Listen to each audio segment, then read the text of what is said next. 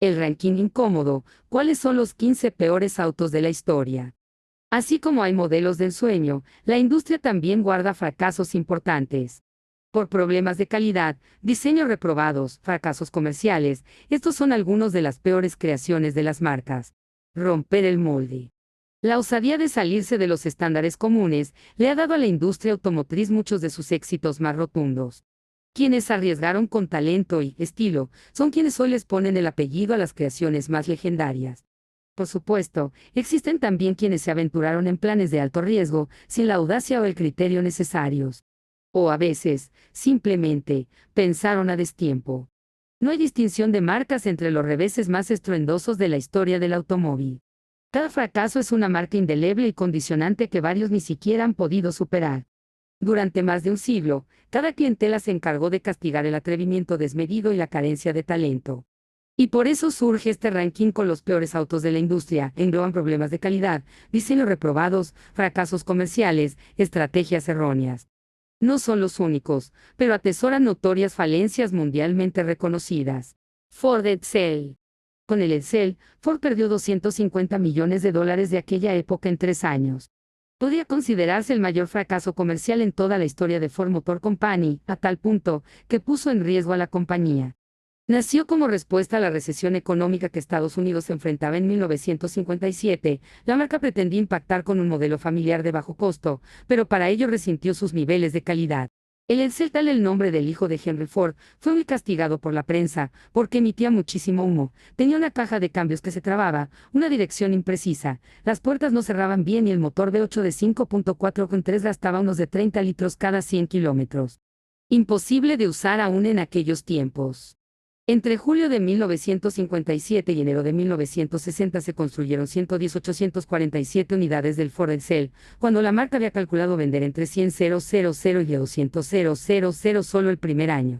No lograron ni siquiera exportarlo a otros mercados menos pretenciosos, y la compañía perdió $250 millones de aquella época en solamente 3 años. Pontiac Aztek. El Aztek se hizo famoso tras su participación en Breaking Bad. Tal vez fue demasiado rupturista, lo cierto es que se coloca como el principal fracaso de la era moderna de General Motors. Se presentó en 2001, como un camino intermedio entre un SUV Sport Utility Vehicle y un monovolumen, con pretensiones de vanguardista, pero el público lo castigó. Con el Aztek, Pontiac buscaba reposicionarse como una marca más apetecible para el público norteamericano, pero no lo consiguió. Se le atribuye el fracaso diseño controvertido, desproporcionado, a pesar de que el modelo ofrecía buen equipamiento. General Motors había previsto vender 70.000 unidades en su primer año, pero solo llegó a 28.000. Una década después de su desaparición, le llegó el reconocimiento desde la pantalla chica, ya que fue el vehículo elegido para que maneje el personaje de Walter White en la popular serie Breaking Bad. Alfa Romeo Arna. El Arna es el resultado de una mala alianza entre Alfa Romeo y Nissan.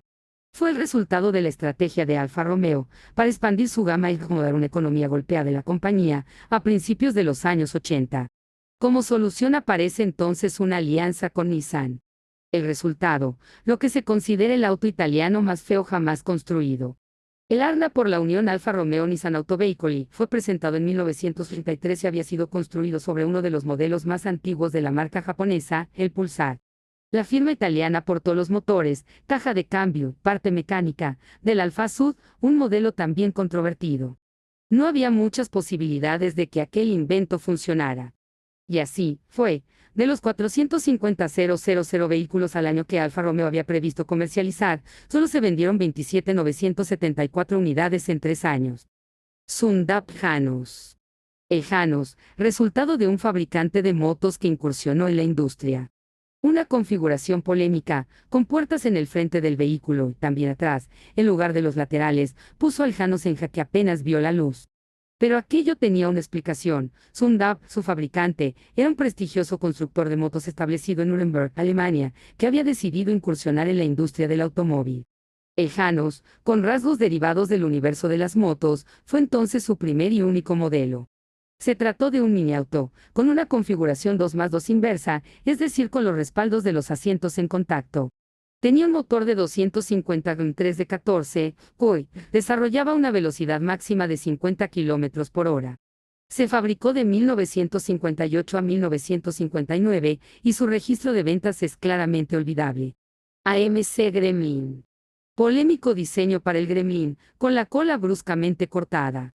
No disgustó por completo este modelo compacto de Richard Teague, diseñador de American Motors Corporation AMC, incluso su figura encontró eco en el público norteamericano. Pero no deja de ser un vehículo controvertido y discutido. Se creó como una opción para hacerles frente a los modelos compactos de Ford y General Motors, pero era simplemente una versión recortada del modelo AMC Hornet. Sus formas quedaron algo desproporcionadas, con una trompa alargada y la cola recortada bruscamente. El Gremlin, que significa duende travieso, fue presentado como prototipo en el Salón de Nueva York en 1968 y producido entre 1970 y 1978. Chrysler Imperial, LeBaron. Los casi 6 metros de largo del Chrysler Imperial LeBaron hicieron imposible un diseño atractivo. Se sabe que los diseños atractivos y equilibrados para las piezas de gran tamaño suelen ser más complejos de lograr. Un ejemplo claro de ello es el Chrysler Imperial, un vehículo de 5,8 metros de largo en donde sus desproporciones no supieron disimularse con el diseño. Tal es este americano, sea el peor logrado de la marca, y además empeoraba la situación estilística con unas defensas sobredimensionadas. Tenía un motor V8 de 350 que presentaba problemas, no era bueno acelerando y, además, no contaba con buen radio de giro. Imposible de manejar. Aston Martin, Lagonda. El Lagonda, un mal paso en la exquisita trayectoria de Aston Martin. Lo extraño de este diseño es que haya salido de la misma compañía que creó varios de los autos más lindos del planeta y que además es, inequívocamente, referencia de sofisticación y lujo. El Lagonda representa la gran mancha en la tradicional elegancia de Aston Martin. En los años 70, la prensa especializada, además de castigarlo por su estética, marcó notables errores en los sistemas electrónicos. La compañía luego lo mejoró de acuerdo a sus parámetros de calidad y estilo. Lamborghini 002. La incursión desafortunada de Lamborghini de los todoterreno. Zapatero a tus zapatos, dice el dicho. Si Lamborghini lo hubiera respetado, no hubiera realizado este todoterreno exótico, poco atractivo y totalmente alejado de su filosofía estilística. Una marca creadora de los deportivos más bellos del planeta, no se merecía este desarrollo. El 002 encuentra explicación en la compleja situación financiera que atravesaba la firma en los años 70. La empresa entonces sella un contrato con el ejército estadounidense para proveerle un vehículo robusto y multiuso. Pero construyó un prototipo denominado Cheetah, que fue presentado en el Salón de Ginebra de 1977, pero no cumplió con las expectativas de las Fuerzas Armadas. En 1981 llegó el todoterreno el 001, que luego derivó en el 002, algo más estilizado, aunque sin dejar de ser polémico. Un desencuentro de Lamborghini con su estilo. Fiat Multipla. El Fiat Multipla era espacioso y práctico, pero difícil de digerir por su estilo. Fue una idea radical de diseño, para romper el molde en pleno furor de los monovolúmenes. El resultado, el Museo de Arte Moderno de Nueva York MoMA, lo expuso como símbolo de las proporciones rupturistas. El reconocido programa de televisión inglés, Top Gear, lo premió en 1999, como el automóvil más feo. El Fiat Multipla llegó al mercado en 1998 como una revolución en espacio, funcionalidad, y se vendió hasta 2010. Sobrevivió con un rediseño, en 2004, que lo convirtió en un modelo más convencional, ya sin los extraños faros debajo del parabrisas. Aurora. Aurora, creado de un cura, y considerado el más feo del mundo. Desproporcionado, deforme y demasiado voluminoso. Desde que apareció en los años 50, Aurora fue catalogado por los especialistas como el auto más feo del mundo. Resultó completamente lo contrario a lo que sus creadores habían imaginado, un vehículo seguro y revolucionario. Lo creó un tal Alfred Giuliano, un cura que amaba los autos menos aunque no se not menos y que decidió llevar adelante su pasión mientras realizaba el seminario para rendir servicio a la orden católica. Giuliano se inscribió en un concurso de jóvenes talentos del diseño patrocinado por General Motors y ganó la oportunidad de estudiar bajo la tutela de Arley Hall, jefe de diseño de la marca y creador del Chevrolet Corvette. Giuliano pasó 2 años diseñándolo y otros 2 construyéndolo. Estaba tan convencido de que había inventado un auto distinto que decidió fundar su propia compañía, con una inversión de $30,000. Así nació Aurora Motor Company. El segundo desacierto del cura fue llevarlo hasta Nueva York para presentárselo a la prensa, con el sueño de ofrecérselo a las automotrices. Llegó 3 horas tarde a la cita, porque hacía 4 años que aquel vehículo experimental no se utilizaba y tenía el circuito de combustible tapado. Aurora tenía barras antivuelco, cinturones de seguridad y columna de dirección deformable. Podía ser el auto más seguro de la historia, pero su aspecto exterior no dejó margen para ningún milagro. Chevrolet Corvair. Chevrolet tuvo muchos problemas por la poca seguridad del Corvair. Era controvertido ya desde la ubicación, destinada para su motor, estaba en la parte trasera y eso cambiaba toda la relación entre la distribución de pesos. Aunque su producción duró más de una década, General Motors tuvo problemas legales por cuestiones de seguridad, a alta velocidad, era inmanejable porque el tren delantero perdía adherencia. Además, la suspensión rebotaba y hasta resultaba fácil de volcarlo. La marca buscó corregir sus fallas en una segunda generación, pero la clientela no le dio una nueva oportunidad y sentenció el fracaso.